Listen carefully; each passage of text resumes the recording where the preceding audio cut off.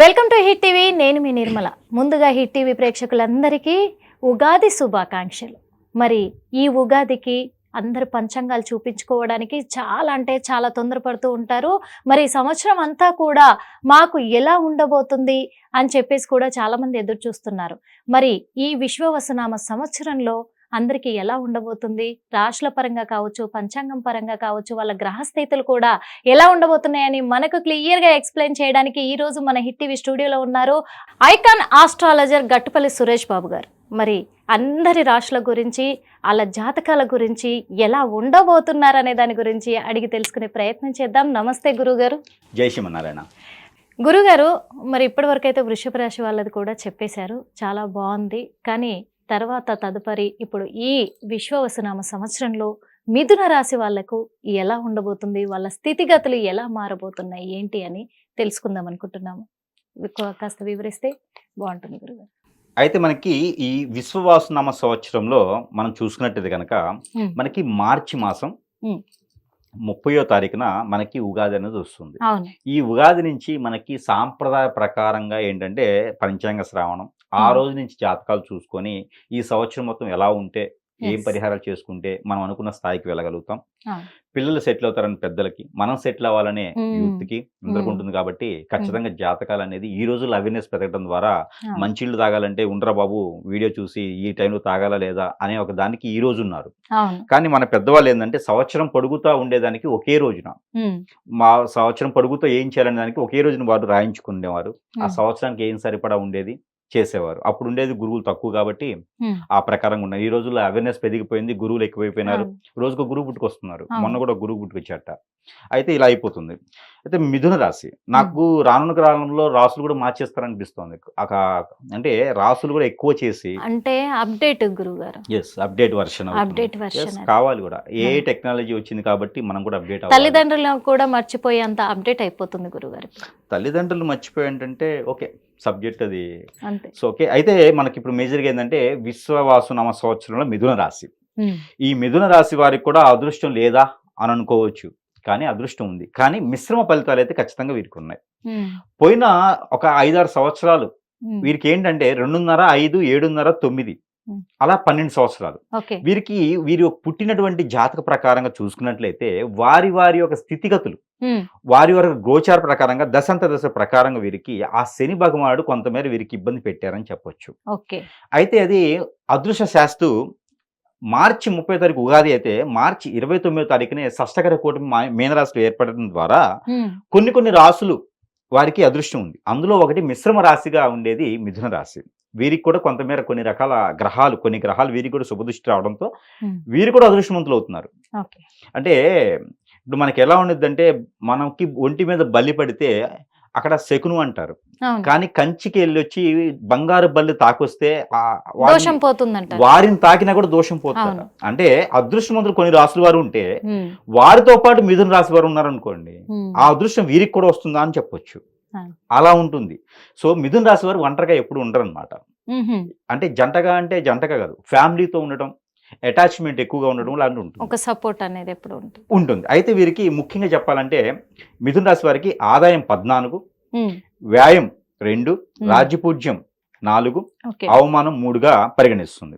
ఇవన్నీ ఏంటంటే వారి యొక్క గ్రహరీత్యా, అంటే ఇవన్నీ కూడా ఏంటంటే గ్రహాలు, కరెంట్ గ్రహాలు అంటారు వీటిని. ఇప్పుడు ఏ స్థానంలో ఉన్నాయి, ఈ సంవత్సరం మొత్తం ఏ స్థానంలో తిరుగుతాయి, దాని ప్రకారంగా నెంబర్, గణిత శాస్త్రంలో ఒక నెంబర్ అనేది ఉంటుంది. ఓకే, ఆదాయ వనరులు ఇలా ఉంటాయి, దీని తగ్గట్టుగా మనం వెళ్ళేదానికి ఆదాయ వనరులు ఇలా ఉన్నాయి కాబట్టి కొత్త ప్రయత్నాలు చేసుకోవచ్చు. అక్కడ నష్టం వచ్చింది అనుకోండి, ఆ కొంతమేర ఆవుదాం ఈ సంవత్సరం, అదే మనము క్యాలిక్యులేషన్ చేసుకోవడానికి బాగుంటుంది. ముఖ్యంగా వీరికి ఆదాయం 14 ఉంది, అయితే మనకి వ్యాయం 2 ఉంది. అంటే సంపాదన అనేది ఈ సంవత్సరం మిథున రాశి వారికి అద్భుతంగా ఉందని చెప్పొచ్చు. అన్ని రంగాల్లోనూ, పెట్టుబడి లేనటువంటి రంగాల్లో పెట్టుబడి పెట్టకుండా వీరు సంపాదించేటువంటి చాలా బాగున్నాయి. అంటే రూపాయి పెట్టేసి ఎక్కడో దగ్గర ఇన్వెస్ట్ చేస్తారు, ల్యాండ్స్ మీదో, గృహాల మీదో, లేదా కన్స్ట్రక్షన్ ఫీల్డ్ లోనూ ఇన్వెస్ట్ చేస్తారు. అది అన్ఎక్స్పెక్టెడ్ గా పెరగటం, పక్కన ఏదన్నా వేరే వెంచర్స్ రావటం, అక్కడ డెవలప్ ఏరియాస్ రావడం, అనుకోకుండా వీరికి ఆదాయం పెరుగుతుంది. అలాంటి వనరులు ఈ సంవత్సరం వీరికి ఎక్కువగా ఉన్నాయి. కన్స్ట్రక్షన్ ఎందుకు చెప్పారంటే కన్స్ట్రక్షన్ ఫీల్డ్ వీరికి చాలా అనుకూలంగా ఉంది. అలానే రైతులకి అంటే భూమి మీద బతికేటువంటి వారికి, అంటే భూమి అమ్ముకొని భూమి కొని భూమి మీద వ్యాపారం చేసేటువంటి వారు, భూమితో వ్యాపారం చేసే వారికి చాలా అనుకూలంగా ఉంది. కన్స్ట్రక్షన్ రంగాలు, ఆర్కిటెక్చర్స్, అలానే బ్యూటీ సంబంధించినవి, హోటల్ మేనేజ్మెంట్, ఇలాంటి వాటికి వీరికి చాలా అనుకూలంగా ఉంది ఈ సంవత్సరం. ఏదైనా వ్యాపారం మొదలు పెట్టాలంటే కనుక పాల ఉత్పత్తులు కూడా వీరికి చాలా అనుకూలంగా ఉంది. ఈ సంవత్సరం ఇలాంటి వ్యాపారాలు చేస్తే చాలా బాగుందండి. అయితే వీరికి ఐటీ రంగం కూడా కొంతమేర వీరికి చాలా అనుకూలంగా ఉంది అని చెప్పొచ్చు. వీళ్ళకు మరి అంటే వీళ్ళకు బాగుంది అని చెప్తున్నారు, కాకపోతే వీళ్ళకు ఇలాగే మంచి జరగాలి అంటే వాళ్ళు ఏ దేవుణ్ణి ఆరాధిస్తే బాగుంటుంది, వాళ్ళు ఆరాధించాల్సిన దేవుడు ఏంటి, వాళ్ళకు కలిసి వచ్చే కలర్ ఏంటి, అలాగే వాళ్ళు ఎలాంటి రెమెడీస్ చేస్తే వాళ్ళకు బాగుంటుంది అంటారు? అయితే వీరికి మిథున రాశి వారికి ముఖ్యంగా ఏంటంటే వీరికి ఏ కలర్ అయినా కలిసి వచ్చేలా ఉంది ఈ సంవత్సరం.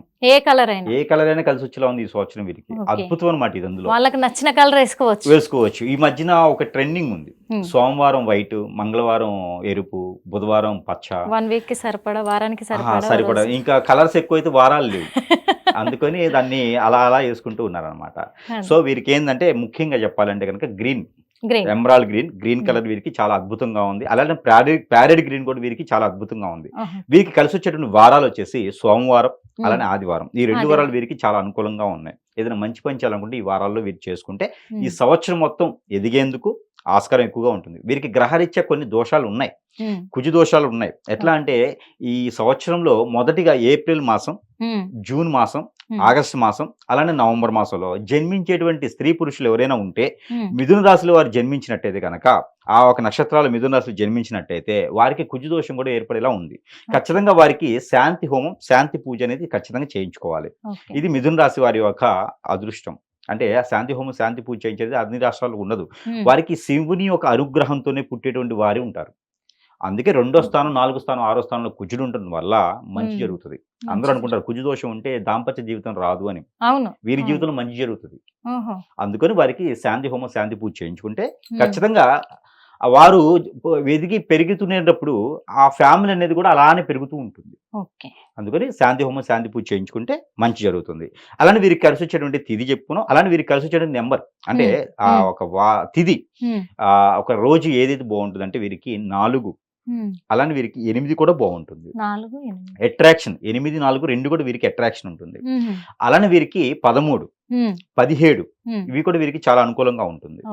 22, అలానే 26 ఈ తిథులు వీరికి చాలా అనుకూలంగా ఉన్నాయి. కాబట్టి ఆ రోజుల్లో వీరు మంచి పని చేసుకుంటే చాలా కలిసి అంటే సంవత్సరం అంతా కూడా ఈ సరే ఏ మాసమైనా ఈ తిథుల్లో వీరు మంచి పని చేయడానికి పనికి వస్తుంది. అయితే వీరికి ముఖ్యంగా పరిహారం వచ్చేసి ఏదైతే ఉందో వీరు బెల్లము, గరిక ప్రతి బుధవారం లేదా గురువారం అయినా సరే వినాయకుని దగ్గర ఉంచడం, లేదా వినాయకునికి అభిషేకం చేసుకోవటం, లేదా కేసరి గణపతికి హోమం చేయించుకోవటం, అక్కడ ఆ కేసరి గణపతికి అభిషేకం చేసుకోవటం ఏదైనా 3 మాసాలకు ఒకసారి అయినా సరే చేస్తే మరీ మంచిది.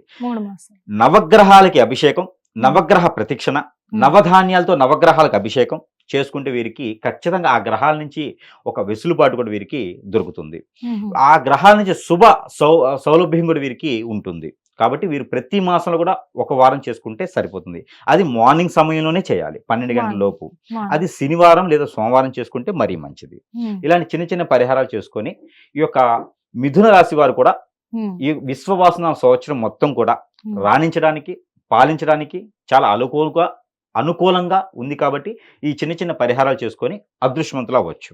అంటే ఇక్కడ ఒక చిన్న డౌట్ గురుగారు, ఏంటంటే ఇప్పుడు మీరు చెప్పారు చిన్న చిన్న రెమెడీసే చెప్పారు, అది ఉదయం పూటే చేయాలి అని చెప్పారు. కొంతమంది ఉద్యోగ రీత్యా కావచ్చు, కొంతమంది బద్ధకస్తులు కూడా ఉన్నారు, కానీ వాళ్ళకి మంచి జరగాలి అనుకుంటారు.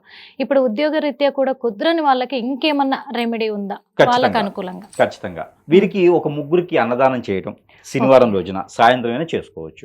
లేదా ఒక 3కి బట్టలు దానం చేయొచ్చు 3 మాసాలకు ఒకసారి. బట్టల దానం అంటే 1 చేయకూడదు, 2 చేయాలి.